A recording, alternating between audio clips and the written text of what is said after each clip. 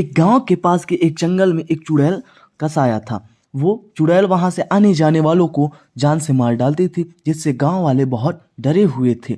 एक दिन गांव वाले सरपंच के पास जाते हैं और बोलते हैं, अरे सरपंच जी, कुछ कीजिए। एक चुड़ैल तो जंगल के रास्ते से आने जाने वालों को तो मार डालती है। राम, तुम चिंता मत करो, इस दुष्ट चुड़ैल का उपाय है मेरे पास। इसको जल्द ही सबक सिखा दूंगा मैं। तुम लोग निश्चित होकर घर वापस जाओ। गांव वालों के वापस जाने के बाद सरपंच का बेटा निखिल उसके पास आता है और बोलता है, पिताजी, आपने गांव वालों को बोल तो दिया है, लेकिन उस शक्तिशाली चुड़ैल से आप कैसे सामना करेंगे? तू अभी अपने बाप को नहीं जानता, पुराना खिलाड़ी हूँ मैं, समझा? इस जैसी चुड़ैल को तो मैं यूं ही देख लूंगा। ऐसा कहकर सरपंच वहां से चला जाता है। अपने बाप की बात सुनकर निखिल बोलता है, मेरे पिताजी भी बहुत फेंकू हैं। मुझे लगता है ये कोई कांड खड़ा करके रहेंगे। हे भगवान, हम सबकी रक्षा करना। अगले दिन सरपंच एक साधु के पास जाता है और उस साधु को चुड़ैल के बारे में सब कुछ बताता है। चुड़ैल की बात सुनकर साधु हंसते हुए बोलता है, ह, तो डर मत सरपंच, ऐसी चुड़ैल तो हमारे घर के पिछवाड़े में घूमती रहती है, इसे तो मैं यूं ही भगा दूंगा। उसी रात साधु और सरपंच जंगल में चुड़ैल को पकड़ने के लिए चल देते हैं। काफी देर ढूंढने के बाद भी चुड़ैल नहीं मिलती है। इस पर साधु सरपंच से बोलता है, देख लिया सरपंच, कितना डरती है ये चुड़ैल मुझसे, मेरे डर से सामने नहीं आ रही है। उसे पता है जैसे ही वो मेरे सामने आएगी उसे मैं बकरी बना दूंगा। अरे यार, मैं तो थोड़ा सा ही फेंकता हूँ, लेकिन ये साधु तो इतना लंबा फेंक रहा है कि लगता है कि मरवा कर ही मानेगा। वो दोनों जंगल में बात कर ही रहे होते हैं कि चुड़ैल तभी अचानक उनके सामने आ जाती है और बोलती है, लो, आ गई हूँ मैं, बनाओ मुझे बकरी।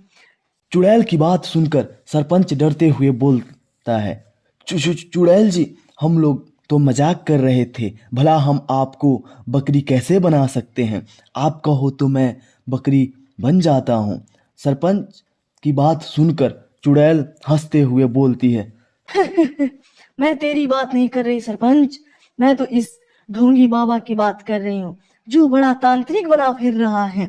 आज देखती हूँ इसे कितना तंत्र मंत्र आता है। ऐसा कहकर चुड़ैल साधु की तरफ बढ़ने लगती है। साधु चुड़ैल को हंसते हुए बोलता है, चुड़ैल तो मेरी शक्तियों को नहीं जानती, मुझे तंत्र मंत्र का 25 सालों का तजुर्बा है। तेरी जैसी बहुत सी चुड़ैलें आई और गई। साधु की बात सुनकर सरपंच वहां से भाग जाता है और बोलता है, अरे ये मनहूस फेंकू मुझे मरवाएगा, इससे पहले चुड़ैल मुझे मारे, मैं भाग लेता हूँ। सरपंच को ऐसे भागते देख चुड़ैल हंसते हुए बाबा से बोलती है, तेरा सरपंच तो गया, अब देखती हूँ तेरे मंत्र की ताकत। साधु और चुड़ैल लड़ने लगते हैं, लेकिन चुड़ैल ज्यादा शक्तिशाली रहती है और बाबा को बेहोश कर देती है। ये झूठा साधु मुझसे लड़ने चला था, लेकिन अब मुझे यहाँ नहीं रुकना चाहिए। आज ये ढोंगी बाबा आया है, कल गांव वाले किसी और को पकड़ कर न ले आए। ऐसा कहते हुए चुड़ैल साधु को उठाकर जंगल में एक गुफा के पास ले गई। कई दिनों तक गांव वालों को कुछ नहीं होता है। ये देख गांव वाले बहुत खुश होते हैं। चारों तरफ सरपंच की ही बातें हो रही होती हैं। श्यामू यार, ये एक बात तो है अपने सरपंच जी में, वो है जोरदार आदमी, जैसे बोले वैसे ही किए, चुड़ैल को भगा दिया उन्होंने। सही बात कह रहे हो राम भैया, हम तो गांव ही छोड़ने वाले थे। अगर सरपंच जी नहीं होते तो। तभी वहां सरपंच जी आ जाते हैं और अपनी बड़ाई करने लगते हैं और कहते हैं, अरे तुम क्या अपने सरपंच को कम समझते हो?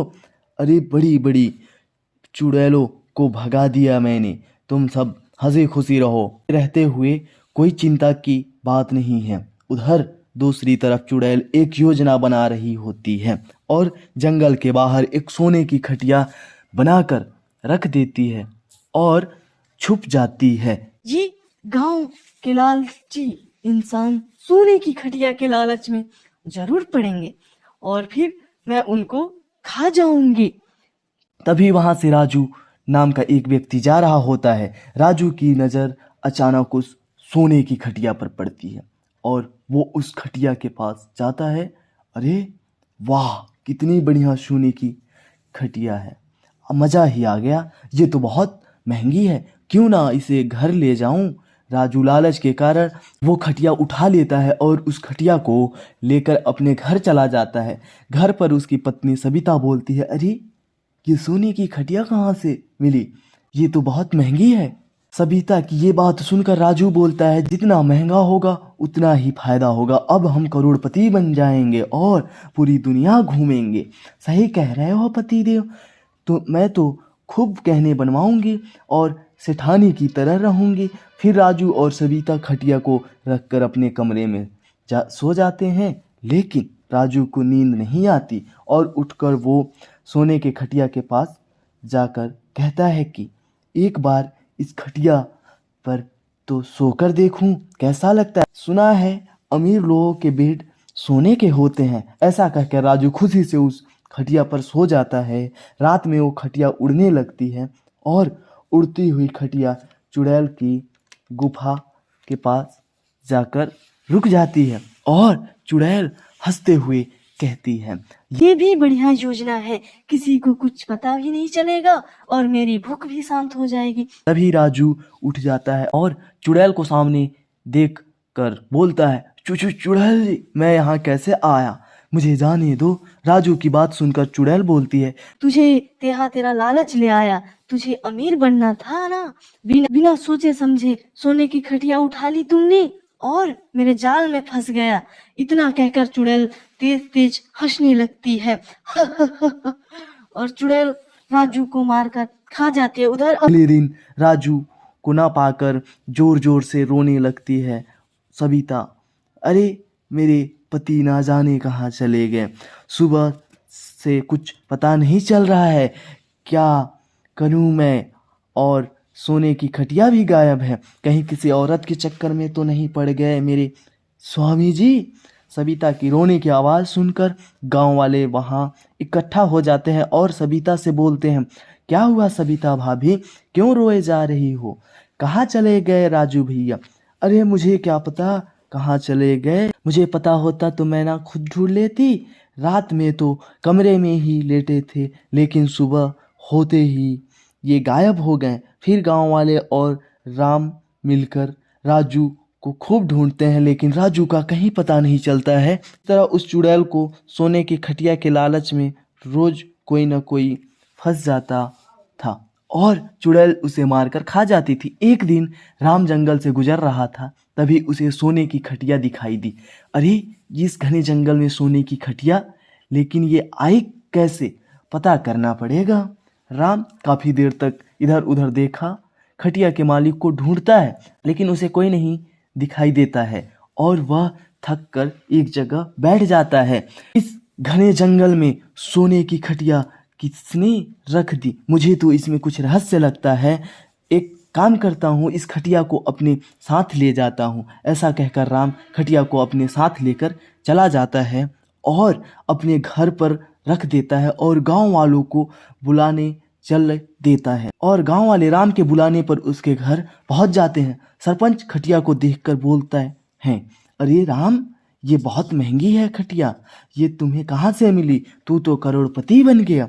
अरे सरपंच जी, मुझे अमीर नहीं बनना, जैसा हूँ वैसा ही ठीक हूँ, इसे खटिया आप ही रख लो और इसे बेचकर जो पैसे आए वो गांव वालों को बांट दो। फिर सरपंच वो खटिया लेकर अपने घर चला जाता है और रात में उस खटिया पर सो जाता है।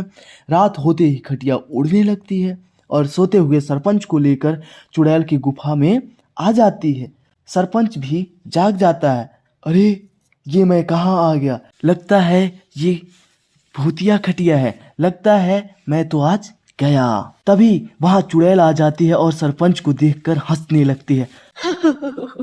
सही कह रहे हो सरपंच जी, आज तो आप भी आ गए। यहाँ आपकी वजह से मुझे छिप कर रहना पड़ता था, लेकिन आपको मारकर मैं पूरे गांव वालों को खा जाऊंगी। ऐसा कहकर चुड़ैल सरपंच को मारने के लिए पकड़ लेती है, लेकिन तभी वहां पर राम, निखिल और गांव वाले आ जाते हैं और सबके हाथों में मसाले होती हैं। चुड़ैल छोड़ दे सरपंच जी को। गांव वालों को देखकर चुड़ैल सरपंच को छोड़ देती है और बोलती है, अच्छा हुआ पूरा गांव ही आ गया यहाँ। अब सबको एक साथ मार डालूंगी।